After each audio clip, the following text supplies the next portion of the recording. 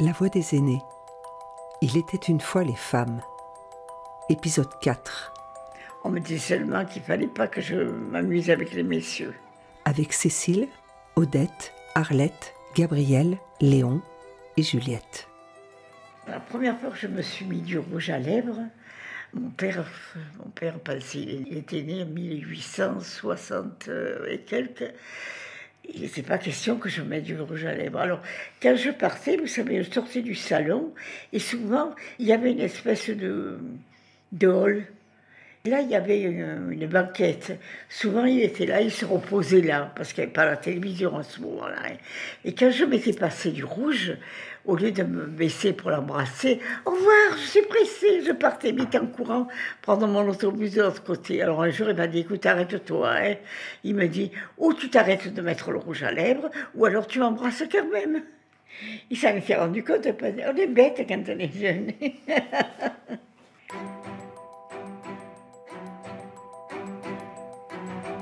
On prenait un autobus qui nous menait, mettons, jusqu'à Mazargues, et puis à partir de là, nous filions à pied. Et de l'autre côté de la colline, il y avait les militaires qui faisaient les manœuvres. Alors on était jeunes, on était tous contentes de monter là-haut, vous comprenez. On était jeunes, on était belles, des belles filles, pour dire skier. Quand vous étiez en haut de la colline, eux, ils étaient de l'autre côté, en bas.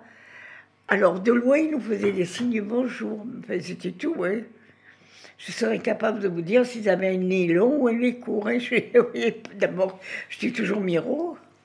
J'avais pas les lunettes, évidemment. C'était dégradant de porter des lunettes. C'est vrai. Les filles à lunettes, c'était pas... Je me rappelle pas quel artiste, en avant les femmes à lunettes, elle avait sorti la chanson. Je me rappelle plus qui c'est, en avant les femmes à lunettes, en avant. La lunette en avant, je m'en rappelle plus. Je ne me rappelle pas la dame qui chantait ça. Cécile n'avait pas ses lunettes. Elle jouait avec les garçons de loin. Elle imaginait de belles histoires de princes charmants. Odette, elle, se souvient du quotidien avec des hommes qui ne la faisaient pas rêver. Nous, ce qu'il y avait, c'est quand on prenait le tramway. À midi, c'était... Alors, quand on voyait les hommes qui s'approchaient de nous, alors on avait les copains, ils nous mettaient au milieu, les filles. Et on risquait plus rien. Sinon, c'était le frottement. C'était ça qui était dégueulasse. Ça, je l'ai subi. Et dès qu'il y avait l'attroupement, vous étiez là, vous écoutez, paf, derrière. Ah non, c'était ça. Et il y en avait, hein. Voilà. C'était le frottement. Je me rappelle, je sortais du cinéma et mon frère, je lui avais accompagné Nénette, c'était sa fiancée à ce moment-là. Il n'y avait que la côte à monter, nous l'avions à la villa du coin. Je dis, j'y vais seule. Alors il dit, mais monte, nous te regardons. Je dis, non, non, file. Et il y a des fois où je pense qu'ils étaient au moins 3, et des fois où j'en vois que 2. Je ne peux pas vous dire exactement. Des jeunes gens qui s'avancent vers moi et qui commencent à... Je dis, attention, je dis, moi je vais le dire à mon frère Vincent. J'ai la sœur de Vincent. Ne dis pas que c'est nous, hein. Ils sont partis en courant. Que le frère Vincent, vous savez, il avait la réputation de bagarreur, hein. J'avais dit à mon frère, mais je n'avais pas dit qui c'était. Je dis, je ne les connaissais pas, mais je les connaissais très bien. C'était des jeunes du quartier, vous les connaissez tous. Hein. Je n'avais pas dit à mon frère, parce que mon frère était très coléreux. Je dis, si jamais il leur donne un mauvais coup et que c'est lui après qui aura des embêtements, je ne veux pas, moi. Et je me souviens une fois, il y avait un commandant français. J'étais là assise à côté de lui. J'avais des robes comme ça, d'un seul coup, je me sens la robe soulevée, il me touche à la cuisse, je lui ai donné un revers de main. Il me dit, ça va pas. Je dis, ça va pas, c'est beau, ça va pas. Qu'est-ce que vous me touchez à la cuisse? Alors il me dit, je l'ai pas fait exprès. Et à ce moment-là, il rentrait un commandant qui avait vu comment ça s'était passé. Eh bien, il a été changé, muté. En robe, Cécile était vulnérable. Mais se mettre en pantalon à l'époque lui était quasiment interdit. Une loi existait. Elle datait de 1800. Les seules dérogations concernaient les femmes qui conduisaient un vélo ou montaient à cheval. L'expression « porter la culotte » avait du sens.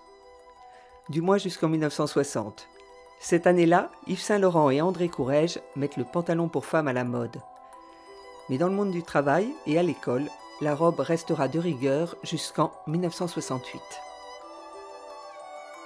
Tout à fait, parce que c'était défendu. À l'école, les maîtresses ne pouvaient pas mettre les pantalons. Moi, j'ai eu une amie qui est partie. Elle était professeure de maths. Et on la met dans une grande école. Et elle était petite, vous savez.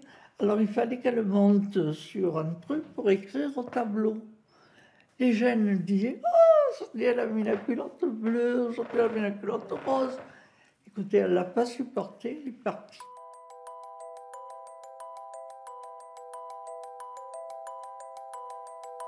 Arlette a aujourd'hui choisi de s'habiller en jean. Elle se souvient de son enfance. Toujours en robe que ma mère nous faisait, elle avait des mains. Elle tricotait, elle crochetait, elle savait tout faire. Après, quand on a été plus grande, elle nous a fait habiller par une couturière. On était toujours bien habillés, surtout quand il y avait les balles d'ingénieurs et tout ça. Bon. Et ça plaisait pas à mon mari parce que j'étais pas assez décolletée encore. Alors un jour, il m'a dit, viens avec moi. On a été dans un magasin, un grand, et il m'a fait assez je ne sais combien de robes, et il m'a montré ce qu'il voulait, c'est-à-dire à moitié nu.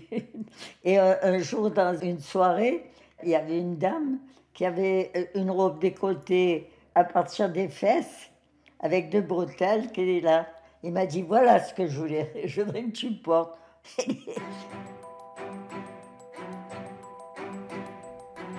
Aujourd'hui, c'est toujours la même histoire, de pouvoir et de regard. Odette est encore toute retournée quand elle nous parle de ce qui est arrivé à sa petite fille. Vous savez, parce qu'on a dit à ma petite fille qui avait 13 ans, elle a voulu mettre ce qu'on avait offert pour Noël.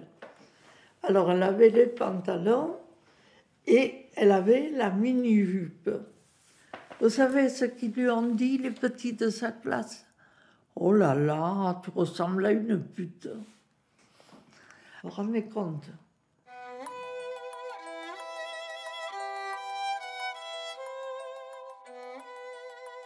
Les femmes des années 50 à qui l'on demande d'être sexy et séduisantes ne doivent toujours pas jouer avec les garçons. Léon était à l'époque responsable syndical dans son usine. Il se souvient des confidences des camarades et d'une en particulier. La plupart des gens, ils voulaient nous confier leurs problèmes de famille. Ouais. Un jour, il y allait, mais putain, c'est pas ma femme. Ça fait un moment que le soir, elle se couchait avant moi ou après moi, et quand je me couche, au le dehors, c'est mon petit. Tu penses qu'il y a quelque chose? Eh ouais, eh ben, il faut la surveiller, que je veux te dire. Si ta femme te refuse, c'est qu'il y a un problème. Hein. Un jour, il a suivi, alors elle a compris pourquoi elle le refusait. Elle a dit un jour, il est venu avec le fusil de chasse et une cartouche, il a tué tous les deux. Et il a eu les circonstances atténuantes. Et il a pris juste 3 ans. Vous voyez? Parce qu'il a tiré qu'une balle. S'il en avait tiré 2, non. Il a tiré qu'une balle. Eh ouais. Je me demande si maman avait trompé mon père, qu'est-ce qu'il lui aurait fait? Oh, il aurait sorti le cou comme un lapin. Non, un canard. D'abord, elle n'aurait pas essayé. Mon père, il était en 1880, vous savez, c'est pas jeune, hein?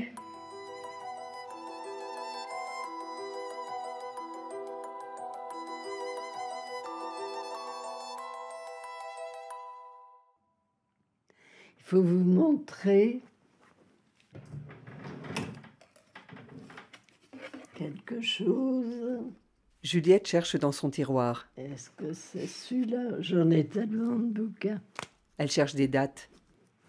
Elle trouve des photos. Voilà mon beau-père. Beau-père et belle-mère. Charmant. Ce monsieur, donc, avait 3 fils. Jean-Jacques, Michel et Jean-Claude. Alors, j'ai épousé d'abord Jean-Jacques. Il m'a trompée. J'ai pas accepté et j'ai divorcé. C'est moi qui ai divorcé. Mais le divorce, en tout cas, c'est moi qui l'ai demandé. Alors, on connaissait pas mal d'avocats, on connaissait pas mal de gens qui pouvaient m'aider. Et c'est comme ça que j'ai pu le faire. Et c'est moi qui avais les torts. J'ai dû prendre les torts pour y arriver. C'était un homme. C'était un homme. Alors, ça l'avait vexé certainement que je demande le divorce et que je persiste à demander. Seulement, moi, je n'étais pas de ce bois-là. Je n'acceptais pas des choses que normalement les femmes acceptent, bêtement. Non. On me trompe, bon, eh ben je m'en vais. Je ne pouvais pas faire autrement que divorcer. Et j'ai divorcé. C'est quand même ma volonté qui a triomphé. Et ça me plaît. J'ai raison ou pas?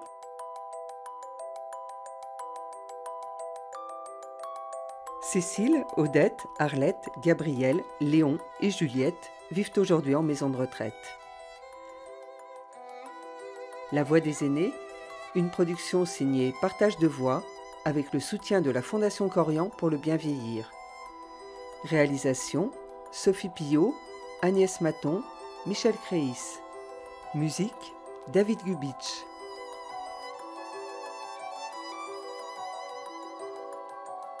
Retrouvez leurs voix, leurs souvenirs, leurs confidences sur le site de la Fondation Corian pour le bien vieillir et les plateformes de téléchargement.